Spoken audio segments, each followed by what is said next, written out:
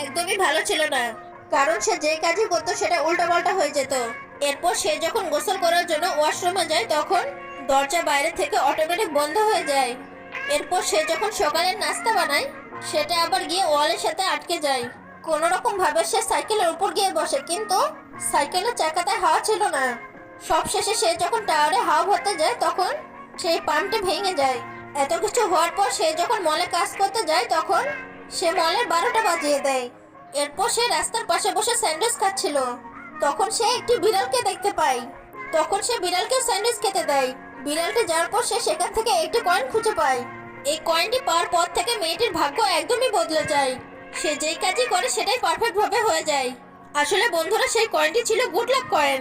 তো যাই হোক, মেয়েটি যখন একদিন টয়লেটে যায় তখন মেয়েটি ভুল করে কয়েনটি ফ্ল্যাশ করে দেয়, যার কারণে তার জীবনে আবারও ব্যাড লাক চলে আসে। ঠিক তখনই সেই কালো বিড়ালটিকে আবারও দেখতে পায়। কালো বিড়ালটি মেয়েটিকে দেখার পরে পালিয়ে যায়, আর মেয়েটিও বিড়ালটির পিছু করতে শুরু করে দেয়। সে কোনোভাবে বিড়ালটির কাছে যেতে পারে না।